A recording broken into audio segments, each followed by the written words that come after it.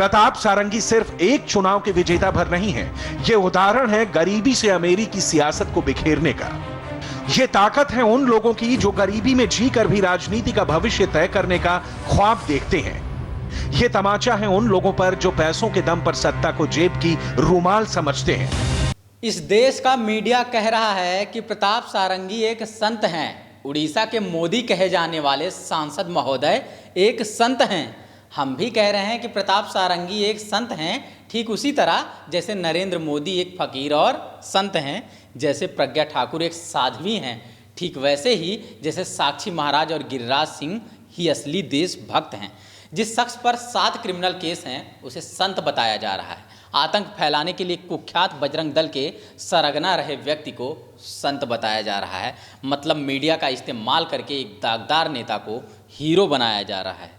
नमस्कार, मैं समर राज बोलता हिंदुस्तान के सोशल प्राइम टाइम में आपका स्वागत है। सोशल मीडिया पर आधारित देश के एकमात्र प्राइम टाइम में आपका स्वागत है। कहा जा रहा है कि शपथ ग्रहण समारोह में जितनी तालियां मोदी और शाह के लिए नहीं बजी, उससे कहीं ज़्यादा तालियों की गड़गड़ाहट तब सुनी गई जब उड़ीसा के बालासोर से बीजेपी सांसद प्रताप सारंगी ने मंत्री पद की शपथ ली। देखें मीडिया द्वारा घोषित किए गए इस संत का कैसे गुणगान हो रहा है।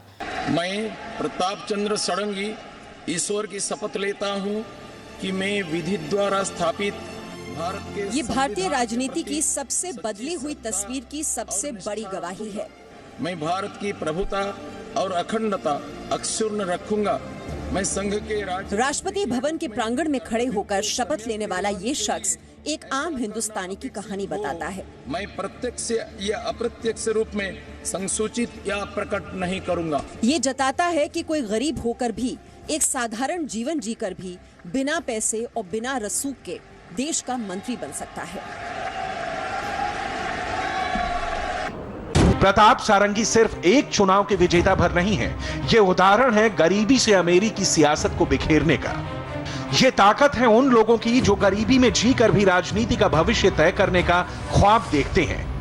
ये तमाचा है उन लोगों पर जो पैसों के दम पर सत्ता को जेब की रूमाल समझते हैं। जब जब कोई गरीब आदमी, जब जब कोई ईमानदार आदमी चुनाव लड़कर सत्ता से सर्वोच्च शिखर तक पहुंचने का सपना देखेगा, प्रताप सारंगी की कहानी उसे नई ऊर्जा देगी। प्रताप सारंगी की सादगी ही नहीं, उनकी जिंदगी के कई पहलू भी प्रधानमंत्री मोदी से काफी मिलते हैं। पीएम मोदी की तरह ही प्रताप सारंगी भी बचपन से आध्यात्मिक थे। साधु बनने कई बार रामकृष्ण मठ भी गए, लेकिन हर बार मठ की तरफ से यह कहकर लौटा दिया गया कि अभी आपकी माता जिंदा हैं, उनकी सेवा करें। इसके बाद वो समाज सेवा से जुड़ गए और बालासोर और मयूरभंज के आदिवासी इलाके में कई स्कूल खोले। पिछले साल ही प्रताप सारंगी की मां का निधन हुआ है। साइकिल से चलने वाले प्रताप सारंगी के लिए समाज सेवा सबसे ऊपर है। पीएम मोदी की तरह ही प्रताप सारंगी भी भक्ति भाव में रम जाते हैं। साल 2017 में पीएम मोदी जब बालासोर के दौरे पर पहुंचे थे, तब हवाई अड्डे पर केंद्रीय मंत्रियों से भी ज्यादा आत्मीयता के साथ प्रताप सारंगी से मिले थे। तब पीएम मोदी ने प्रताप सारंगी के बारे में कहा था, हमारे सबसे पुराने और सबसे सुदृढ़ सैनिक हैं। प्रताप सारंगी की सादगी का हवाला देते हुए मीडिया उन पर मेहरबान हो गया है। दैनिक जागरण ने लिखा, ये हैं उड़ीसा के मोदी। अखबार ने फोटो गैलरी के जरिए प्रताप सारंगी के सादगीपूर्ण जीवन की झलक दिखा दी।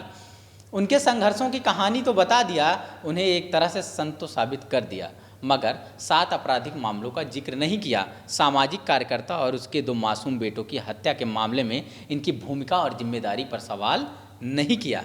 इंडिया टीवी ने लिखा, मोदी के मंत्री प्रताप सारंगी के पास ना अपना मकान है और ना परिवार। जाने उड़ीसा के मोदी के बारे में सब कुछ बताने का दावा करके इंडिया टीवी ने कुछ ही बताया और जो कुछ बताया उसमें जमकर अपना एजेंडा चलाया। आगे लिखा कि इनके पास मोबाइल नहीं है, झोपड़ी में निवास है, ग्राम पंचायत के हैंडपंप पर स्नान करते हैं, 12,970 वोटों से अरबपति उम्मीदवार को हराकर विजेता बने हैं। इन्होंने पूरा प्रचार साइकिल से किया। दरअसल ये झूठ है और सरासर झूठ है। प्रताप सारंगी ने अपना चुनाव प्रचार सिर्फ साइकिल से नहीं किया, गाड़ियों से किया, रोड शो किया और जुलूस भी निकाला। हजारों हजार रुपए खर्च के आयोजन से मंच बने, सैकड़ों बाइक की रैलियां भी निकाली गई थी।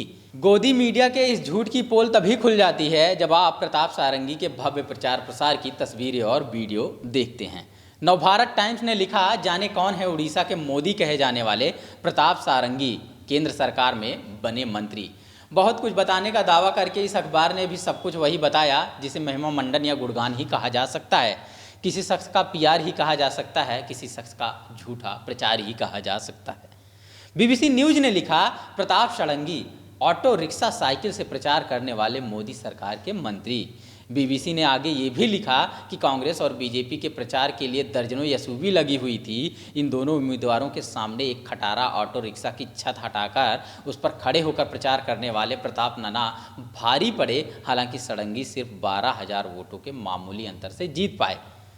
हालांकि बीबीसी पर लिखने वाले संदीप साहू ने दूसरा पक्ष रखते हुए पत्रकारिता की लाज रखने का थोड़ा बहुत दिखावा तो किया, क्योंकि उन्होंने लिखा, प्रताप षडंगी की राजनीति और उनके विचारों से असहमत लोगों की भी कमी नहीं है।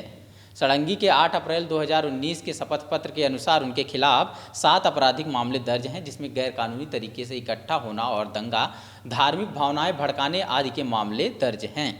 हालांकि शपथ पत्र के मुताबिक उन्हें किसी भी मामले में दोषी नहीं ठहराया गया है। जब मीडिया प्रताप सारंगी को संत घोषित करने पर उतर ही आया है तो इसका असर सोशल मीडिया पर भी देखे जाने लगा और तमाम लोग इनकी तारीफ में लिखने और बोलने लगे। हालांकि सोशल मीडिया पर सब कुछ एक तरफा नहीं हो सकता है, यहाँ जल्द ही दूसरा पहलू भी सामने आ गया। वरिष्ठ पत्रकार दिलीप मंडल लिखते हैं, मीडिया में जिन प्रताप सारंगी को त्याग की मूर्ति बनाकर पेश किया जा रहा है, वो जब उड़ीसा में बजरंग दल के प्रदेश संयोजक थे तभी कुष्ठ रोगियों के बीच काम करने वाले ग्राहम स्टेन्स और उनके 7 और 10 साल के बेटों टिमोथी और फिलिप को उड़ीसा के क्योंझर में जिंदा जला दिया गया था। इस मामले में उनसे पूछताछ भी हुई थी। इलेक्शन कमीशन में दी गई अपनी एफिडेविट में इन्होंने जानकारी दी है कि 7 आपराधिक मामलों में इनके खिलाफ चार्जशीट हो चुकी है। एक अन्य फेसबुक पोस्ट में दिलीप मंडल लिखते हैं, बजरंग दल के नेता और केंद्रीय मंत्री प्रताप सारंगी पर चल रहे मुकदमे जिसमें चार्जशीट हो चुकी है। उन्होंने चुनाव आयोग को दी गई एफिडेविट में इन मुकदमों का जिक्र किया है। इसमें कई गंभीर धाराएं भी हैं। फेसबुक पर प्रज्ञा श्रीवास्तव लिखती हैं, जिस इंसान को ज़्यादातर लोग जानते नहीं उसके लिए सबसे ज़्यादा तालियां क्यों बजी। ओडिशा के बालासोर से सांसद और मोदी कैबिनेट में मंत्री पद का शपथ लेने वाले प्रताप षडंगी पर 7 क्रिमिनल केसेज हैं। उड़ीसा में कुष्ठ रोगियों के लिए काम करने वाले ग्राहम स्टेन्स को 23 जनवरी 1999 को उनकी ही गाड़ी में जलाकर मार डाला गया। उस वक्त गाड़ी में ग्राहम के 2 मासूम बच्चे भी जलकर मर गए। ये मर्डर बजरंग दल वालों ने करवाया था और उस वक्त उड़ीसा में बजरंग दल के स्टेट कोऑर्डिनेटर थे। कल से लोकतंत्र की प्रतिमूर्ति बन गए Pratap Sarangi. BJP media manager को अच्छे से पता है कि लाइमलाइट कहाँ लेना है। अचानक से एक बंदे को हीरो बना दिया, खेल गए अच्छे से ये लोग और हम सबको बेवकूफ़ बना गए। क्योंकि सोशल मीडिया चर्चा और विमर्श के लिए जाना जाता है, इसलिए यहाँ पर विविधताएं देखने को मिल सकती हैं।